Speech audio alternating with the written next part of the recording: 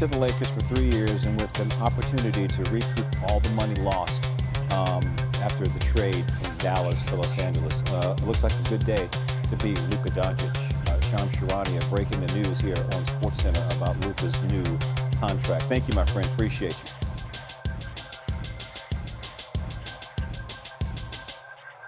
Thank you. All right, Luka Doncic off to an historic start to his career, averaging the 6th most points per game through a player's first 7 seasons in NBA history. Cities around the world to cities closer to home. We're looking at you here, Dallas. Luka's rededicated himself. You can see it here, shedding some weight, looking to be in the best shape of his NBA career, which is a scary thought when you consider that Luka is the only player in NBA history to average 28, 8, and 8, and the only other players to even average 25 and 5 in each of their first 7 seasons, Oscar Robertson and LeBron James. So we now welcome in our NBA reporter, Dave McMenamin, who's covering the Lakers, as well as our front office insider, Bobby Marks here. Dave, I'm going to start with you. As the window to sign this max deal inches closer, where is Luka Doncic right now? Well, literally, Malika, Luka Doncic is in Chicago right now. He is in the middle of a promotional tour for Jordan Brand. He, for the first time in his NBA career, came back to the States in the summertime to break up his vacation in Europe. And it started in New York, and now he's in Chicago. Did a boat tour yesterday. And then he's going to make his way to Los Angeles. And obviously, figuratively, where he's at is going to be contemplating a fat contract offer on his plate, as you mentioned, come August 2nd. And hey, it's a kind of a big moment right now. 6 months ago to the day was when he was traded from the Mavericks to the Lakers. And a half year later, he's going to get to decide whether his life for years to come will remain in Los Angeles. 6 months to the day. I didn't realize it. It's funny how life works like that sometimes. And you framed this as a decision here, Dave. Bobby, is it cut and dry? This is a contract that Luka's going to sign? Or does he have some more decisions that he was going to make on how this deal could actually look? Malik, I think the decisions that he's going to have is going to be the length in the contract here. He's eligible for 4 years up to $229 million. That's starting on Saturday. The one option certainly we can focus on is taking a shorter contract, which would be 3 years, $165 million with a player option in that 3rd year. And why the short-term option is because that 3rd year, that player option year, would have him with 10 years of service in the summer of 2028. And get ready for this number. He would now be eligible for 5 years, potentially $417 million that summer. So all that money he lost in the Supermax from Dallas, he could definitely recoup that and then some 3 years from now. Wow, 5 years, potentially $417 million.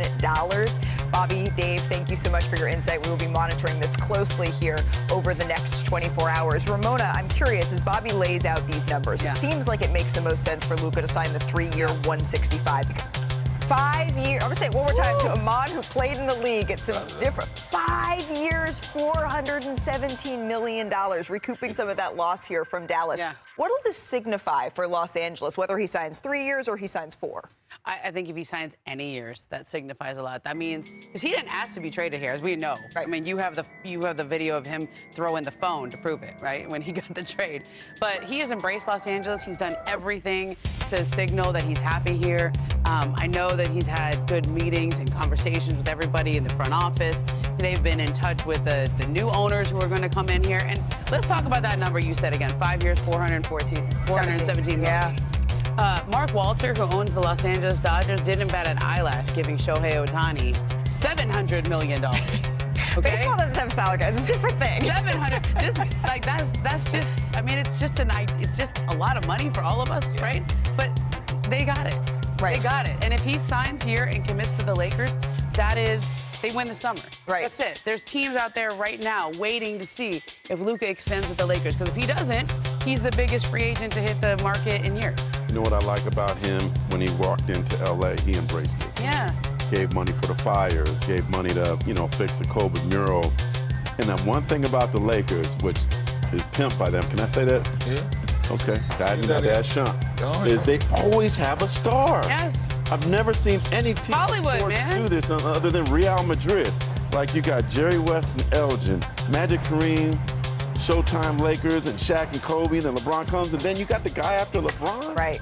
That's incredible. It's a nice city to sell at the same time. You know? It's a franchise, too, though. But what do all of those players have in Clippers here, common? too. All of They them. got stars. They all brought championships to Los right. Angeles. All of them brought championships to Los Angeles. And what I thought was interesting in the discourse over the last week that Dave McMenamin and others have been reporting is that Luka isn't signing this as a feel-good moment of he's a loyal guy and he wants to stay with the Lakers. He's signing this because he's also saying, okay, let's do it. Let's go win. Let's go win now, Amon. No, without a doubt. I think that when you look at somebody like Luka and you look at what he came from, the reason he's so good is because he comes from a winning brand of basketball. When he was playing overseas, when he was younger, of course, he was playing pro earlier.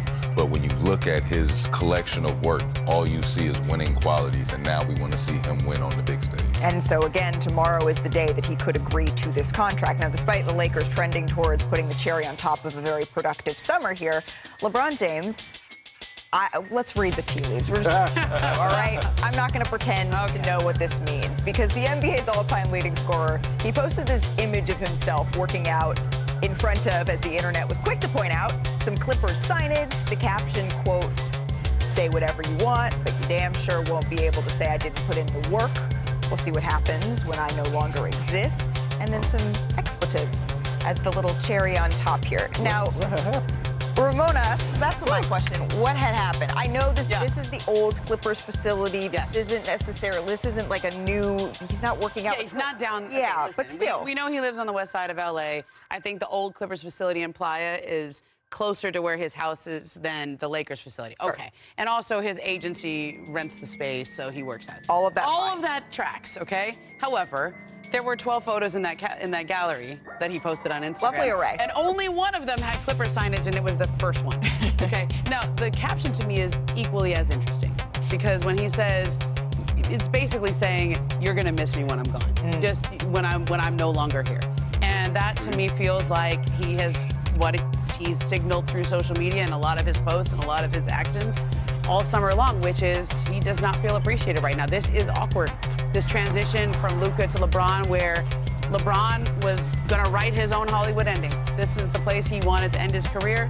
He wanted to have control over how many years that was going to be and on what circumstances he was going to play with his son. And now he doesn't have control over it because they didn't offer him more than just this year. He picked up the player option. They didn't discuss any years after that. This is the last year with the Lakers. That's awkward. And he's never had a situation in his career where he has not had full control of where he's going to play and how much longer he's going to play. Without a doubt, I see it, what you're saying, like the storybook ending. I get that. And he deserves that, by the way. Without a doubt. But I think we're all missing the point that that's a Jay-Z caption. That's a Jay-Z. Yeah, that is. Like, let's see what happened when I no longer exist. F this. And then he hangs up. You hear the headphones come off on the song. So it's like, it's an ode to Jay-Z. Right? But he's also